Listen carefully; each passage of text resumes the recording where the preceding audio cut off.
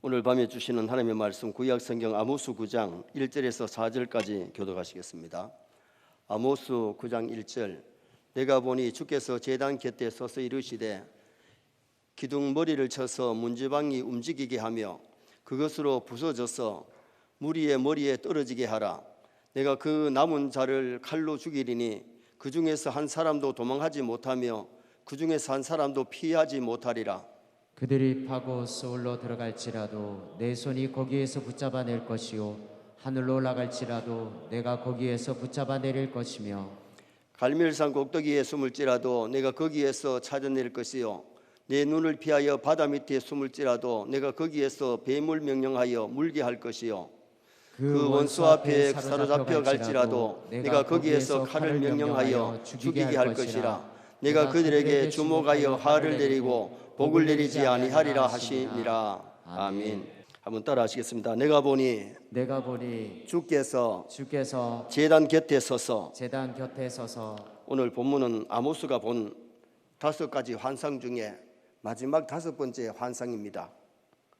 첫 번째 환상이 메뚜기 지향의 환상을 받고, 두 번째 환상이 불의 환상을 받고, 세 번째 다림줄의 환상을 받고, 네 번째는 여름 과일 강주리가 한 강줄이 있는 그 환상을 받지요. 이 4가지 환상은 불의를 행하고 있는 이스라엘 백성들을 심판하시는 표준으로 보여줬어요. 그런데 오늘 5번째 환상은 파괴되는 성전 문지방인데 앞에 4가지 종류의 환상과는 그 성질이 조금 달라요.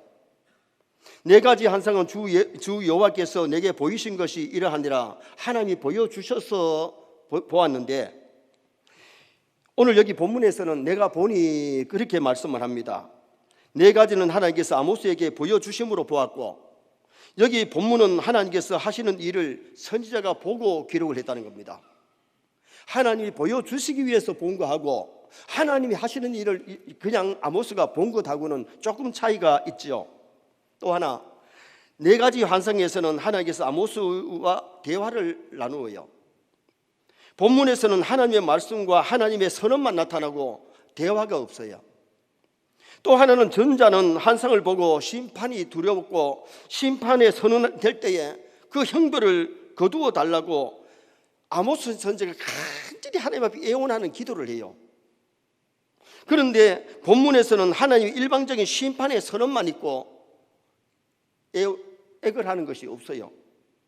왜 그러냐면 범죄하는 이스라엘에게 하나님의 심판이 더 이상 연기될 수가 없다는 거예요.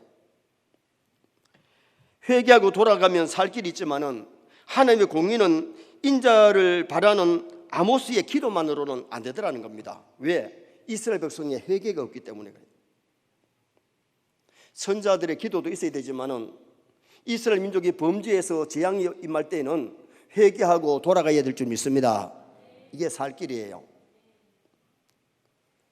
요사이는 간첩 신고도 안 하고, 간첩 신고해봐야 고생만 하니까 간첩을 안 하는데, 옛날에 간첩이 있을 때는요, 간첩은 자수해야 살지 자수하지 않다가 잡히면은 오히려 사형감 되잖아요. 죄인이 사는 길은 회개예요.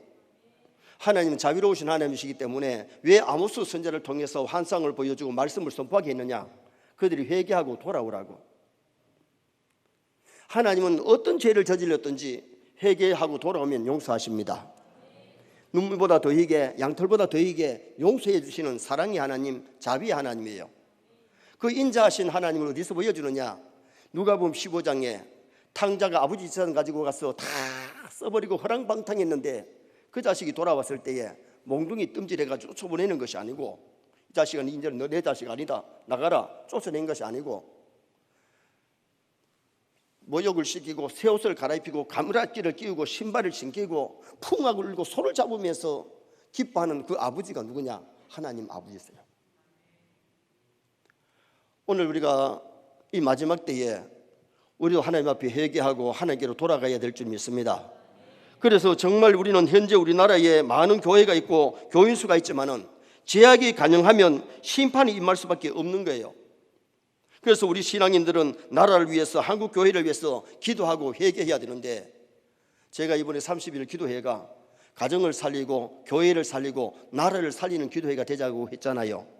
정말 기도가 가정을 살릴 수 있고 교회를 살릴 수 있고 민족을 살리는 기도회가 될 줄 믿습니다. 정말 우리 한국교회가 바로 회개하고 깨어 있으면요, 믿지 않은 사람들이 죄를 많이 지어도 의인 10명만 있으면 소돔 고모라 성이 멸망 안 했어요. 의인 10명이 없기 때문에 소돔 고모라 성은 멸망했어요. 그러므로 나라의 흥망성쇠가 우리 교회에 달려있는 줄 믿습니다. 교회가 타락하지 아니고 교회가 정신 차리고 교회가 정말 깨어있고 기도하고 말씀대로 살면 하나님 우리나라를 제사장 나라 삼으셔서 세계 만방에 복음 전하게 하시고 우리나라를 크게 쓰시는 역사가 일어나게 될 줄 믿습니다. 그러면 오늘 여기 5번째 환상에서 보여주는 교훈이 뭐냐? 첫째는 하나님 앞에 형식적인 제사를 드렸기 때문에 성전이 무너지는 거예요. 성전이 파괴되는 거예요. 자, 1절 말씀을 다 같이 한번 읽으시겠습니다. 내가 보니 주께서 제단 곁에 서서 이르시되 기둥머리를 쳐서 문지방이 움직이게 하며 그것으로 부서져서 무리의 머리에 떨어지게 하라. 내가 그 남은 자를 칼로 죽이리니 그 중에서 한 사람도 도망하지 못하며 그 중에서 한 사람도 피하지 못하리라. 내가 보니 주께서 제단 곁에 서서, 주님이 제단 곁에 서서 이르시되 기둥머리를 쳐서 문지방에 움직이지 않게 하며 그것으로 부서져 가지고 사람들이 머리에 떨어지게 하라. 여러분, 성전 문지방이 깨어지고 성전이 지금 무너지고 있어요. 왜 그렇게 되느냐? 이스라엘 백성들이, 성전은 하나님 섬기는 장소 아닙니까? 성전은 이스라엘 백성들이 죄를 지었을 때 죄를 깨달고 소를 몰고 양을 잡아와서 양을 끌고 와가지고 피를 뿌리면서 회개하는 장소가 성전이 아닙니까? 지금 이스라엘 백성들이 죄악이 가능한데 회개하는 사람이 없어요. 하나님 기뻐하시는 제사를 드리는 사람이 없어요. 제사도 형식적이에요. 그러니까 하나님께서 그 성전이 필요 없다는 거죠. 오늘 우리가 중요한 것은 성전은 성전다워야 됩니다. 신자는 신자다워야 됩니다. 정말 하나님의 기쁨이 되어야 되는데 하나님의 기쁨이 될 성전이 성전답지 못할 때에 이스라엘 민족이 하나님께 제사하고 하나님의 기쁨이 되어야 되는데 너무 형식적이기 때문에 그 성전이 무너진다는 것을 말씀하고 있죠. 이스라엘 모든 백성의 구심점이 예루살렘이고 예루살렘의 구심점은 성전이에요. 그런데 이 성전이 무너진다는 것은 나라가 곧 멸망한다는 것을 의미하고 있는 거지요. 이 아모스 선지자가 그렇게 외치고 이렇게 환상을 보고 예언했는데 이 말씀대로 결국은 예루살렘 그 웅장한 솔로몬의 성전이 무너지고 결국 수많은 사람이 칼에 죽음을 당하고 수많은 사람이 바벨론의 포로되게 가는 그것을 초래하고 말았잖아요. 하나님의 성전이 무너진다는 것은 하나님께서 그것을 떠나신다는 마지막 선언과 같은 거예요. 지금 주께서 제단 곁에 서 계시지만은 이제 주님은 떠나시게 되고 성전은 무너지게 된다는 것을 말씀을 하는데 왜 하나님께서 자신의 제단을 파괴시킨다고 선언하셨느냐? 이스라엘의 멸망의 첫째 원인이 종교의 타락이 있었어요. 8장 5절에 보면 월삭 안식일을 참 기쁘게 월삭을 지키고 새날을 지키고 첫날을 지키고 안식일을 참 주심을 감사하면서 안식일을 지켜야 되는데 빨리 안식일이 지나갔으면 월삭이 빨리 지나갔으면 장사도 하고 돈도 벌 텐데 그런 생각을 가지고 안식일을 지루하게 생각했으니 하나님 앞에 참된 제사를 드리고 안식일의 복을 누렸느냐 이거예요. 여러분 오늘날 또 우리가 주일을 지킬 때 주일이 즐거워야 됩니다. 즐겁게 안식하는 날이 되고 즐겁게 하나님 앞에 예배하고 하나님 섬기는 날이 되도록 노력하는 것이 중요하지요. 당시 이스라엘이 하나님 앞에 제사는 지냈지만은 너무 형식적으로 우상을 섬기듯이 제사를 드리고 그렇게 하니 무너질 수밖에 없었다는 거예요. 말라기 1장 6절에 보면 제사장들이 하나님의 이름을 멸시했다 그랬고 또 하나님을 두려워함이 없었다고 말씀합니다. 말라기 1장 7절에 보면 더러운 떡을 하나님이 제단에 드렸다는 거예요. 그리고 말라기 1장 8절에 가면 저는 것 병든 것을 하나님께 드렸다. 여러분 하나님이 성한 것인지 병든 것인지 쫄른발인지 하나님 모르십니까? 눈먼 것 병든 것 그걸 끌고 가지고 형식적으로 제사를 드리니 하나님이 기뻐 받으시겠느냐 그 말. 물론 아모스는 바벨론 포로 전의 선자고 말라기는 포로 후의 선자예요. 그런데 이스라엘 백성들이 바벨론 포로에 돌아와서 성전을 짓고는 그때는 참 감사하고 정신을 차렸는데 또 지나다가니까 그들이 하나님하고 멀어지고 우상을 섬기다가 말라기 선자에게 와서 그런 형식적인 제사 드리다가 어떻게 되느냐? 결국은 두 번째 스룹바벨 성전도 불타고 무너지고 400년 동안 예수님 오시기 400년까지 중간 시대 암흑 시대가 되어버리고 말았다. 말라기 이후에 400년 동안 이스라엘 선지자가 없어요. 선자가 있어야 말씀을 전하고 하나님께로 돌아갈 수 있는데 선자마저도 하나님이 세워주지 아니하시는 그 모습을 보는데 말라기 1장 10절 말씀 한번 읽어보시겠습니다. 말라기 1장 10절 만군의 여호와가 이르노라 너희가 내 제단 위에 헛되이 불사르게 하지 못하게 하기 위하여 너희 중에 성전문을 닫을 자가 있었으면 좋겠도다. 내가 너희를 기뻐하지 아니하며 너희가 빈 손으로 드리는 것을 받지도 아니하리라. 와서 번제를 드리는데 저는 것 병든 것 가지고 드리니 하나님께서 그걸 받지 않는다는 겁니다. 그래서 성전문을 닫아 걸었으면 좋겠다. 여러분 오늘 우리가 너무 형식적인 예배를 드리면요 하나님 기뻐 안 해요. 정말 우리가 시간에 예배 드릴 때에 우리의 마음을 주게 드리십시다. 정말 하나님을 사랑함으로 예배합시다. 마음에 사랑함이 없는데 사모함이 없이 너무 형식적으로 드리다 보면 하나님이 받질 않아요. 하나님은 신령과 진정으로 예배하는 자의 예배를 받으시는 줄 믿습니다. 아모스 5장 21절 22절 한번 보시겠습니다. 내가 너희 절기를 미워하여 멸시하며 너희 성회들을 기뻐하지 아니하나니 너희가 내게 번제나 소제를 드릴지라도 내가 받지 아니할 것이요 너희의 살찐 희생의 제물 내가 돌아보지 아니하리라. 아모스 시대의 사람들이 번제나 소제를 안 드렸기 때문에 문제가 아니에요. 소를 잡고 양을 잡아가지고 소제도 드리고 번제도 드리고 하목제도 드렸지만은 하나님이 그걸 받지를 아니하신다. 하나님이 받으시는 예배, 가인의 제사가 아닌 아벨의 제사가 되어야 될 줄 믿습니다.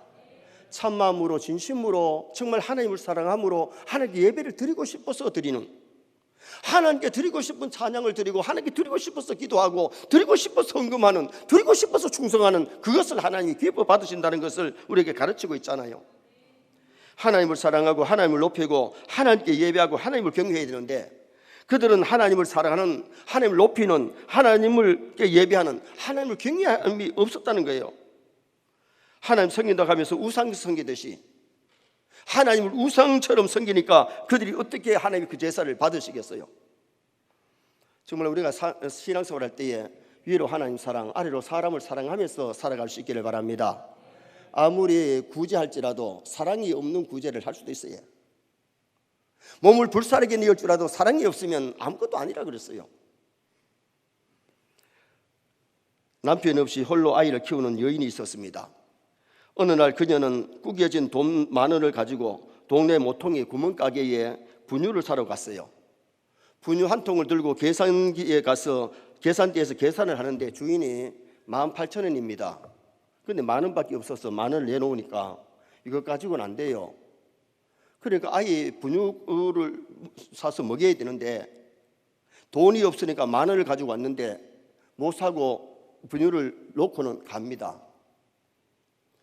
계산하는 이분이 내가 지난 주일날 설교를 들을 때에 말과 혀로만 사랑하지 말고 행함과 진실함으로 하라 했는데 아기 키우는 엄마가 돈이 없어서 분유를 못 사가면 아이는 굶을 테니 이 주인이 분유를 조금 전에 들었던 그 분유를 땅에 떨어뜨려요. 그러니까 한쪽이 찌그러졌죠. 밖에 나가고 있는 엄마를 불러가지고 이렇게 찌그러진 것은 반값 받습니다. 18,000원짜리 반값 받으면 얼마요? 9,000원. 10,000원을 받고 계산을 하고 1,000원을 내줍니다.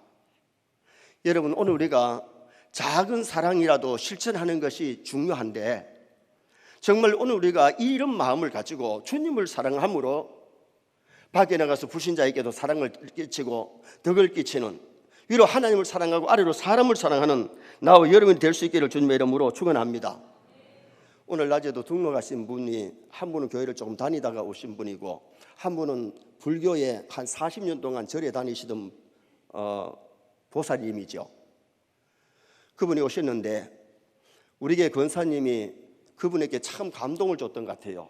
여러 가지로 신앙으로 살고 대화를 나눠봐도 그리고 전도하고 그래서 그 40년 다니던 절간을 그냥 두고 이제 교회로 오시게 된 거예요. 그래서 오늘 제가 상담하면서 정말 잔잔한 권사님의 그 감동이 저분을 전도하게 되었구나, 마음의 문을 열게 되었구나. 정말 우리가 신앙생활하면서 내 직장에서 얼마나 그리스도의 사랑과 한기를 나타내는가, 내가 내 가정에서 얼마나 말씀대로 살아가는가. 오늘 우리가 신앙생활하면서 껍데기로, 형식주의로, 예배가 형식이고 삶이 형식이라면, 사랑을 한다 그랬는데 껍데기로 한다면 형식이죠. 우리 주님이 가장 싫어하는 것이 형식과 외식하는 바리새인들 책망하셨잖아요. 진실함으로 해야 됩니다. 예배도 진실함으로, 정말 우리가 사랑도 진실함으로 할 수 있는 그런 우리가 되어야 되는데, 아모스 시대의 사람들은 소도 드리고 양도 드리지만은 제사가 형식이었다는 거예요. 하나님을 사랑함이 없어요. 사람을 사랑함이 없어요. 그러니 하나님이 그 성전을 결국은 무너뜨리시는 그 모습을 우리는 보게 되지요.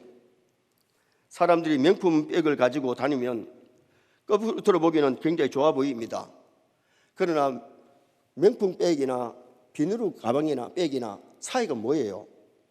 만약에 명품백을 샀는데 기저귀나 가지고 이러가 다닐 것 같으면 뭐 비닐백이나 별 차이 없어요. 만약에 값진 것, 보물 같은 것, 열쇠, 그리고 돈 같은 거를 여 다닐 것 같으면 명품백이 필요할 겁니다. 그러나 오늘 우리가 중요한 것은 여기 우리의 마음에 정말 명품 예수님을 모셔야 명품 신앙이 될 줄 믿습니다. 명품 신앙의 가정이 되는 게 중요하지, 하나님 없이 진정한 그리스도의 사랑이 없이 행하는 것은 천사의 말을 할지라도 우리는 꽹과리에 불과한 거예요. 그래서 오늘 여기 먼저 보여주는 것이 뭐냐, 오늘 여기에 성전이 무너지면서 보여주는 환상은 하나님 앞에 형식적인 제사, 형식적인 삶을 살지 마라. 하나님이 기뻐 받으시는 예배를 드리고 하나님이 기뻐하시는 사랑을 나눌 수 있는 나와 여러분 될 수 있기를 축원합니다. 두 번째는 하나님의 심판에는 피할 길이 없다는 것을 말씀하고 있습니다. 자, 1절 하반절 말씀 한번 보시겠습니다. 시작. 내가 그 남은 자를 칼로 죽이리니 그 중에서 한 사람도 도망하지 못하며 그 중에서 한 사람도 피하지 못하리라. 지금 그 앞에 7장과 8절의 내용을 보면 이스라엘 백성들이 하나님의 은혜 주신 것을 기염해야 될 그 장소에 베델, 길갈, 부엘세바에다가 우상의 전을 세워놓고 하나님을 조롱하기에 그들은 심판하시는데, 성전에 파괴되어서 깔려 죽지 아니하고 도망간 사람들 다 잡아가지고 심판하실 것을 말씀하고 있는 거예요. 자, 2절 말씀 한번 보실까요? 2절. 그들이 파고 수월로 들어갈지라도 내 손이 거기에서 붙잡아낼 것이요 하늘로 올라갈지라도 내가 거기에서 붙잡아 내릴 것이며. 수월에 들어갈지라도, 수월은 무덤을 가리켰어요. 땅을 파고 지하에 파고 들어가서 숨어도 하나님 거기서 잡아내시겠다. 하늘로 올라갈지라도, 하늘에 올라가 숨어도 하나님이 거기서 어디든지 계신 하나님이 끌어내리시겠다, 찾아내시겠다, 그것을 말씀하고 있는 거지요. 또 3절 말씀 한번 보시겠습니다. 3절. 갈멜산 꼭대기에 숨을지라도 내가 거기에서 찾아낼 것이요 내 눈을 피하여 바다 밑에 숨을지라도 내가 거기에서 뱀을 명령하여 물게 할 것이요. 여러분, 갈멜산에는 골짜기가 많고 숨을 데가 많아요. 동굴에 숨을 수도 있어요. 그러나 숨기 좋은 갈멜산에 가서 숨어도 하나님 잡아내시겠다. 바다 밑에 들어갔을지라도 하나님 잡아내시겠다. 여러분, 우리가 하나님을 피할 데가 어디 있나요? 하나님은 어디든지 계십니다. 하나님은 온 세계를 보고 계시고 우리가 어디서 무엇을 하는지 다 보고 계시는 하나님이시기 때문에 잠수함을 타고 바다 밑에 가서 숨어도 하나님 끌어내신다는 거예요. 시편 139편 7절에서 10절에 보면 다윗의 신앙 고백이 나오는데 오늘 본문 말씀과 같기 때문에 한번 읽어보시겠습니다. 139편 7절부터 봅니다. 내가 주의 영을 떠나 어디로 가며 주의 앞에서 어디로 피하리이까. 내가 하늘에 올라갈지라도 거기 계시며 스월에 내 자리를 펼지라도 거기 계시니이다. 내가 새벽 날개를 치며 바다 끝에 가서 거주할지라도 거기서도 주의 손이 나를 인도하시며 주의 오른손이 나를 붙드시리로다. 이것이 다윗의 신앙이에요.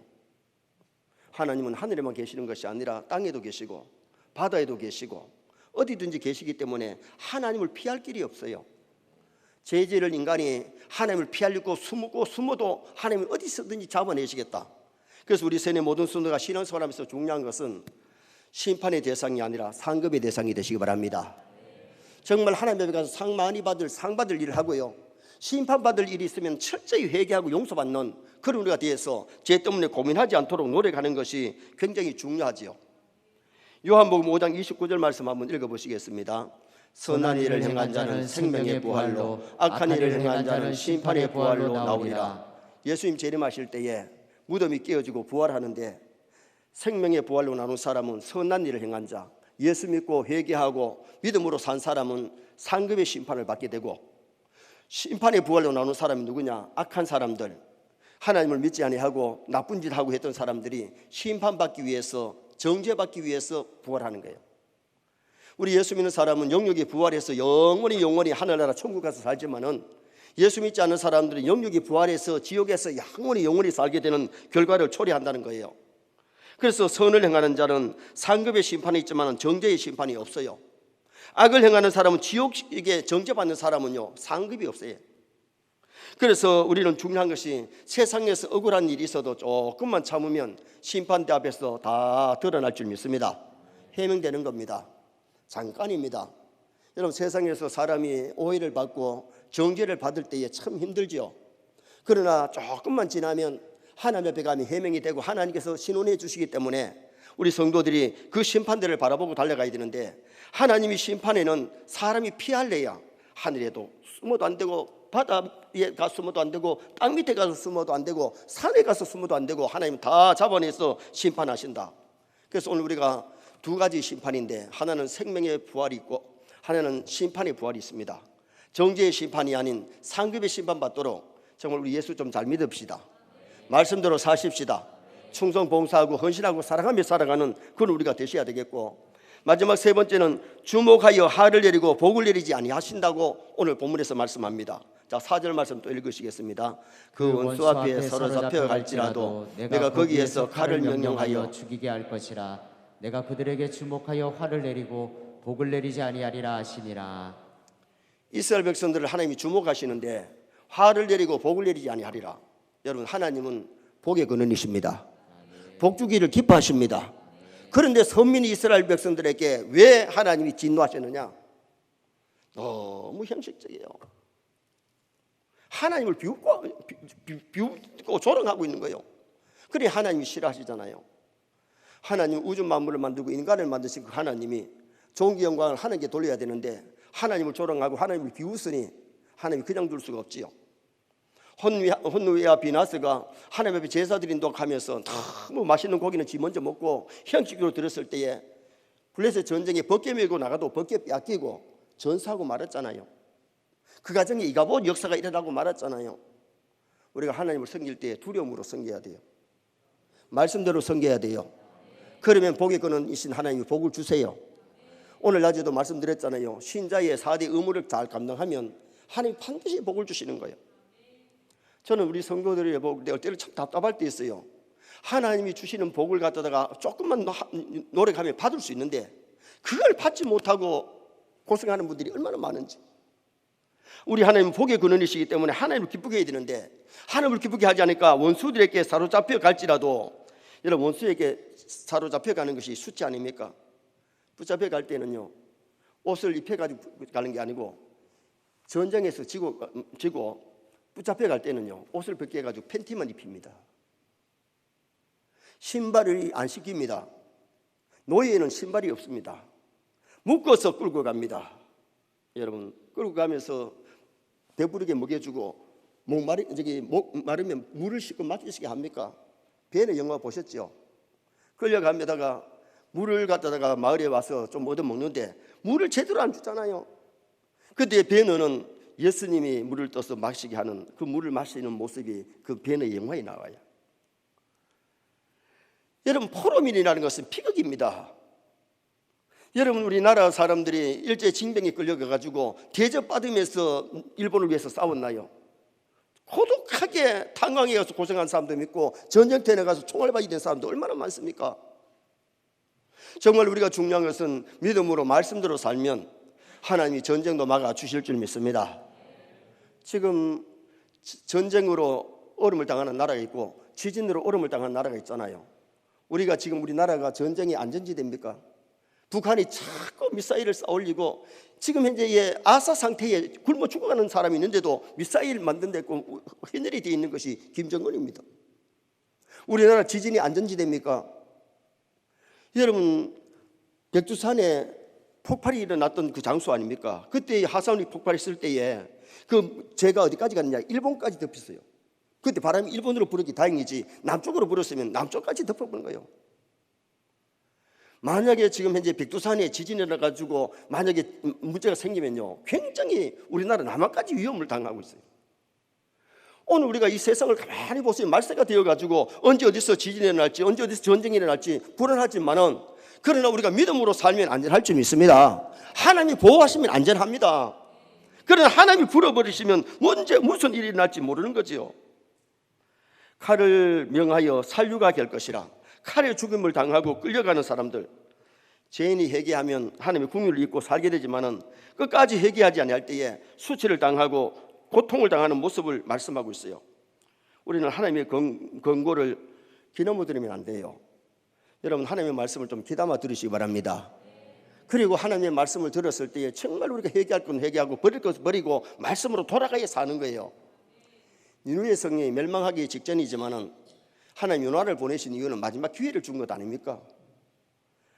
니느웨 성이 망한다고 가서 쳐서 외쳤습니다. 여러분, 괜찮습니다. 걱정하지 마세요. 위로했나요? 하나님의 말씀을 쳐서 외치라 그랬고 멸망한다고, 니느웨가 망한다고 외쳤는데 그 설교를 듣고 그 요나가 전하는 말씀을 듣고 왕과 백성들이 베옷을 입고 금식하면서 회개했을 때에 하나님이 니느웨를 용서하시잖아. 그런데 요나는 말씀을 전해놓고도 니느웨가 망하나 안 하나 보자 박넝쿨 밑에 숨어가지고 보고 있는데, 하나님이 하루아침에 박넝쿨로 시원하게 덮어줬다가 하나님이 벌레를 보내가지고 박넝쿨을 씹어버리니까 햇빛에 말라가 햇빛이 쨍쨍 쬐니까 막 화를 내잖아요. 그리고는 하나님이 니느웨를 용서하시니까 하나님 그럴 줄 알았습니다. 왜 나를 여기 보내느냐고. 그때 하나님 뭐라 그래요? 너는 하루아침에 났다가 멸망하는 박넝쿨을 인하여 기뻐하다가 네가 이렇게 섭섭해하느냐, 노를 바라느냐. 여기 12만 명이 살고 있는 여기에 내가 그들이 회개하는데 왜 용서하지 않겠느냐. 하나님의 사랑을 거기서 나타내 보여주신 거죠. 니느웨뿐만 아니고 오늘 우리도 회개하면 삽니다. 회개하면 용서받습니다. 그래서 정말 우리가 나라를 위해서 어느 때보다도 기도해야 될 때고, 북한을 위해서도 기도해야 될 것이, 정말 저기에 굶주려 죽어가는 사람들 얼마나 많이 있는데 평양 시내에만 살면 북한은 김정은이 괜찮다고 생각하고 있습니다. 아사 상태에 있다고 오늘 뉴스도 나왔잖아요. 남한은 창고마다 곡식 가득가득 채워놓고 오히려 남아 돌아가는데, 북한은 교회 문 닫았고 저 모양 되어 있는 것을 우리가 기도해야 북한도 살 줄 믿습니다. 정말 우리가 기도해야 이 나라가 사는 그런 역사가 일어나게 되는 거죠. 6.25 동란 시에 남한이 낙동강 전선까지 밀려왔습니다. 국가의 존폐가 절망적인 정도로 위기가 왔는데, 그때에 강남 이남에서 최초로 세워진 교회가 부산 초랑교회, 부산 초랑교회와 부산 중앙교회가 연합해가지고 구국 기도회를 했지요. 전국에서 피난 온 목사님들과 성도들이 모여서 하나님을 회개하고 눈물로 나라를 위해서 살려달라고 기도를 했습니다. 얼마나 울면서 간절하게 기도했는지 콧물과 눈물이 바닥을 찔뻘찔뻘, 교회 바닥을 찔뻘찔뻘하게 할 만큼 그렇게 많이 울면서 간절하게 콧물과 눈물을 흘리면서 기도를 했대요. 그때 이승만 대통령이 비가 멈춰야 낙동강을 지킬 수가 있습니다. 만군의 여호와께 주여 대한민국을 살려달라고 기도할 때 하나님께서 하늘을 맑게 해주셔야 지금 그때의 비행기가 떠야 지금 중공에서 내려오는 오랑캐를 막을 수 있는데 비가 계속해서 오고 있는 겁니다. 그래서 거기에 모여서 간절히 회개하면서 하나님께 살려달라고 기도했더니 맑은 날을 주셔서, 그래서 그 전쟁에서 밀고 올라가게 되었고, 물론 분단된 조국이지만은 그래도 남한이 이렇게 살아있는 거예요. 이승만 대통령이 장로님 아닙니까? 정말 그때에 있으면 대통령을 비롯해 목사님들과 성도들이 간절한 눈물의 기도와 회개가 있었기에 하나님 이 나라를 살려주신 줄 믿습니다. 그래서 정말 우리가 가정을 위해서 간절히 기도하고 회개하는 가정이 있으면 가정이 살아요. 교회에 간절하게 뜨겁게 기도하는 성도가 있으면 하나님 용서하시는 거예요. 그 나라에 한국 교회만 살아있다면 미국의 학자들이 2040년 50년대는 한국이 세계를 이끌어 나갈 것이라고 내다보는 학자들이 있어요. 정말 우리 한국교회가 타락하지만 않다면, 한국교회가 깨어서 기도한다면 하나님이 세계를 이끌어 나가는 나라로 쓰실 줄 믿습니다. 지금 하나님께서 우리 나라를 얼마나 붐이라가지고 세계 만방에서 막 한국어를 배우게 되고 한국의 모든 것을 문화를 본받으려고 하잖아요. 이 나라 저 나라에서 한국의 연속극을 보고 한국말을 배우게 되고 한국 문화를 배우게 되고 이렇게 된 것이 하나님의 은혜가 아닙니까? 계속해서 우리는 정말 나라를 사랑하는 애국자라면 나라를 위해서 기도해야 됩니다. 저는 안타까운 것이 여야가 싸우고 앉는 것이 참 안타까워요. 국회의원으로 세워졌으면 나라의 미래 있는 정치해야 되고 당파 싸움할 때가 아니잖아요. 정말 나라의 법을 바로 제정하고 나라가 든든히 가도록 그렇게 해서 새벽에 만방에 뛰어나는 그런 아름다운 나라를 만들어 나갈 수 있도록 우리가 애쓰는 것이 중요하지요. 결론을 짓습니다. 호세아의 마지막 환상, 이 아모스의 마지막 환상, 마지막 성전이 파괴되는 환상을 보았는데 하나님 앞에 형식적인 예배를 드렸습니다. 하나님을 우상화했습니다. 우리는 형식적으로 하나님을 믿는 게 아니고 진심으로 하나님 믿고 참 신자 되십시다. 정말 하나님을 사랑하고 사람을 사랑하며 살아가는 우리가 되셔야 되겠고, 심판을 피할 길이 없습니다. 어디에 숨어도 하나님이 잡아내십니다. 그리고 마지막 심판이 생명의 부활로, 심판의 부활로 나오는데 우리는 그날에 다 생명의 부활로 상급받는 자가 돼야지 정죄의 심판받는 대상이 되지 말아야 되죠. 그리고 하나님께서 복을 주시지 아니하고 화를 내리시겠다고 말씀했는데 그들이 화를 받을 짓을 하니까 우리는 복 받을 일에 서 하나님이 주신 복을 이 땅에서 누리면서 살다가 천국 가서 상 받는 나와 여러분 다 되시기를 주님의 이름으로 축원합니다.